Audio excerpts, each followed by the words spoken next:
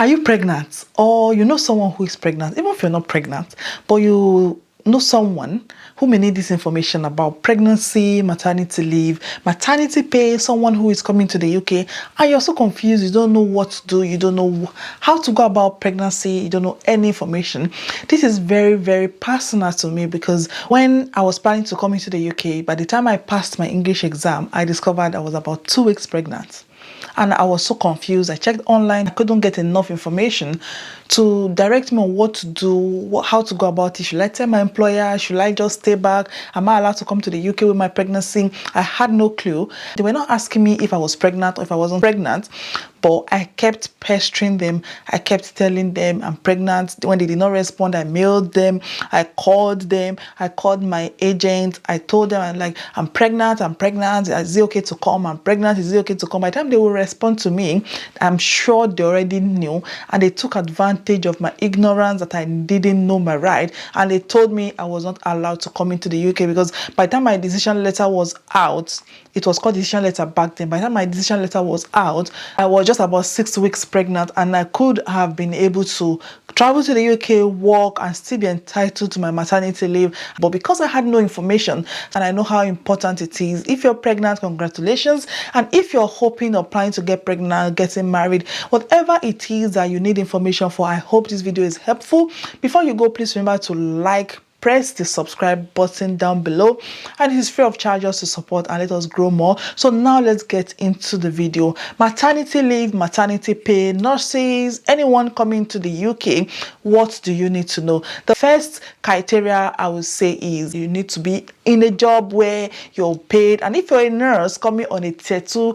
visa, you are already entitled. I'm going to be using my phone, so I'm going to be more accurate and I will not miss any point. You are entitled to maternity leave. Do not be scared. Even if you're not from the UK, if you don't have your citizenship, you're coming on a tier 2 visa, as long as you have a permanent job, especially if you're a nurse and you're watching this video, you are very, very much entitled to your maternity leave if you meet the following condition. The first is you should earn over £120 a week.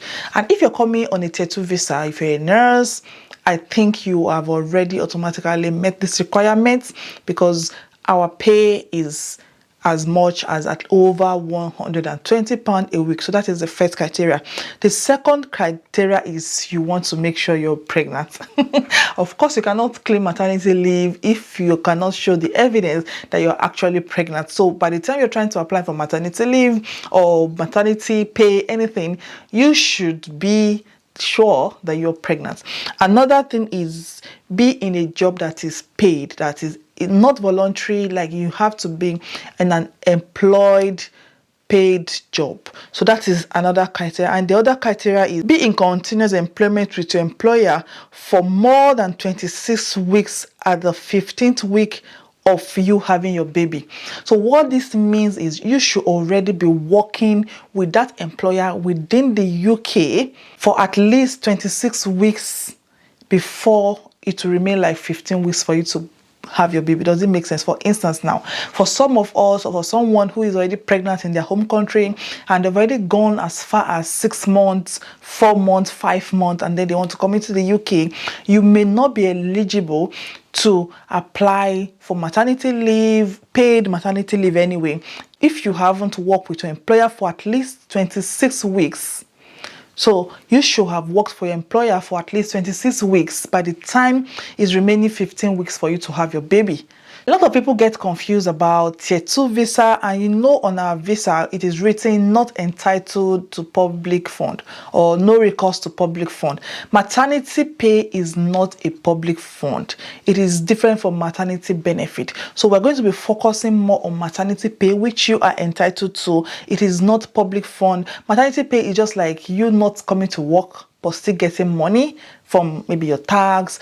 It is different from when you're trying to claim money because you're pregnant. That is different. So maternity pay is not public fund, and so you're entitled, if you've met the previously mentioned criteria, you're entitled to maternity leave and maternity pay. Generally speaking, if you're not yet in the country, I would say you should work for about 3, 4, 5 months first before you get pregnant. I'm not going to decide when you should get pregnant, but I'm just saying you should work for at least few months first then before you get pregnant, and then you'll be able to apply for everything you need, because it is a lot of things that happens between you having your baby, a lot of expenses. If you're new in the country, you don't have anyone, you don't know who to talk to, especially if you're a nurse and then you know to do your OSCE, you know you're coming to a new environment. It's okay if you want to come with your pregnancy, nobody's going to stop you. And I usually tell people who ask me that if you're pregnant and you want to come into the country and an employer have said you are not allowed to come, I will always advise that you disclose the fact that you're pregnant,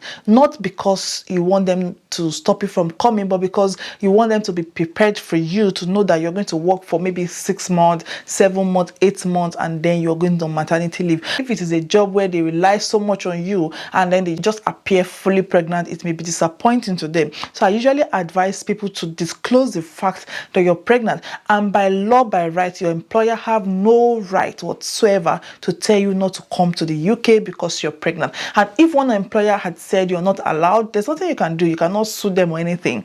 Look for another employer. Don't be too desperate, or don't just give up and just decide to just stay back like I did, because I had no information. I didn't know my rights, and so my employer used that to cheat me.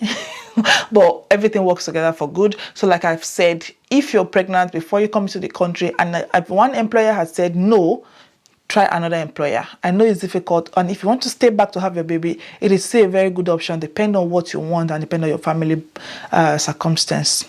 So you're expected to have maternity certificate, which will be given to you by your midwife at about 24th week of pregnancy. So once you're pregnant and is about 24, 23 weeks of pregnancy, begin to ask for your maternity certificate, and you should submit the certificate as soon as you get them to your manager, to whoever is in charge, because that is what they will use to begin to apply or to process for everything, maternity pay, maternity leave for you. And they will have the evidence. It's not about you just having big tummy and saying I'm pregnant. That is not enough evidence to actually say you're truly pregnant. They need a document from someone who is certified, who is qualified to say yes, this person is actually pregnant, and this is an evidence to help your process as well. The pay for private and NHS is a little bit different.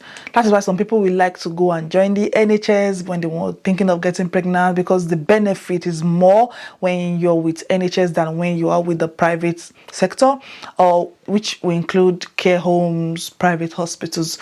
Either private or public sector, wherever you work with, you are entitled to 52 weeks of maternity leave, which is about 1 year. You can have 1 year full maternity leave, but you're not going to get paid for the entire 1 year. So your 52 weeks of maternity leave is comprised of 26 weeks of ordinary maternity leave and another 26 weeks of additional maternity leave, either working with private or working with the NHS, the public. You can start your maternity leave before you have your baby, up to 15 weeks before your baby arrives. You have to know that while you're on maternity leave, all your rights are still going to be preserved. Right to pay rise if your colleague on the same band as you or the same level as you, if they're getting pay rise when you're on maternity leave, you should also get your pay rise. You should also be able to accumulate your annual leave. It shouldn't stop your annual leave, because I got someone who messaged me, I think about last week, and said she's on maternity leave, but now they've deducted her annual leave and said because she was on maternity leave, so she's no longer entitled. But that is a care home sector anyway, and I just told her there's nothing she could do, because it just seems like they were just being unfair. So you should be able to still accumulate your annual leave days even though you're maternity leave, and you should be entitled to that whenever you want to go. You should be able to they'll be able to do your return to work whenever you're ready to come back. And because you're not going to be paid up to 1 year, you're going to be generally paid for up to at least 9 months, depending on if you're in a care home or if you're in a private and in a government hospital. I'm going to explain that further, but the last 3 months after the 9th month, you don't get paid in either private or public sector. You don't get paid. If you decide to stay 1 year, you're just staying those extra 3 months from your own pocket, and you're not going to get any money. But that doesn't change anything. That will not stop you from having all your rights. Pay is calculated based on your band, based on whatever your income is. So someone who is on band 6 may get more pay than someone who is on band 5, because your pay is going to be calculated based on what band you are and what you earn per week. Under the NHS scheme, you're entitled to 8 weeks of full pay. That means your first 8 weeks during your maternity leave, you're going to get all your salary paid, nothing will be deducted apart from your tax, your usual tax. And then the next 18 weeks, you're going to get half. So for instance, if you usually get £2,000 per month, the next 18 weeks, you're going to get just £1,000 per month. Then you now have the last 13 weeks where you'll not be paid. That is about that 3 months I told you, you're not going to get paid. Whereas in the private sector, care homes, you get only 90% for the initial 6 weeks, unlike the NHS where for 8 weeks, that is about 2 months, you can get full pay. In the private sector, you're going to get only 90% before tax of your wages in the first 6 weeks. From 7 to 39 weeks, you will only get paid the statutory maternity pay. So you're not getting the half pay that the NHS staff will get. You're going to get just the statutory maternity pay, which is only £151.20. You see, so you're not going to have a lot of money. So at the end of 4 weeks, you may be having just about 604, which I don't know if that can pay your bill, except you have a partner who is ready to help or who is ready to financially contribute to your life. So you have to be prepared. You have to plan your money. You have to save and prepare for your maternity, especially if you're in a private sector, because you're not going to get paid. You're not going to get a lot of money. 151.20 is not a lot of money per week. While in the private week, 39 to 52 is not paid for. That's just like the same with the NHS. If you decide to go for 1 year, you don't get paid in the last 3 months. So like I said, statutory maternity pay is just 151.20. That's what you get per week, and that is what will determine how much you're going to get. Like I've said, the band you are also will determine how much you're going to earn. I hope this video has been helpful. I hope you understand what I've said. So if you have any concern about pregnancy, you can chat me up on my Instagram. The address is just right on the screen. You have nothing to worry about. I'm sure somebody will be there to help you, and you'll be able to have even free delivery when you have your baby. You don't need to pay for any hospital treatments, antenatals. You get all of those immunizations and everything. You get support. Don't be afraid.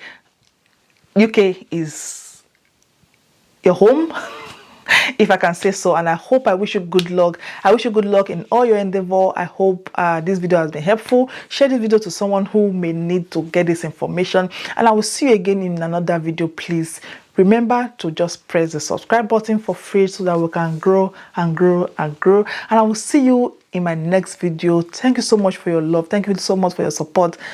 I will see you later. Bye.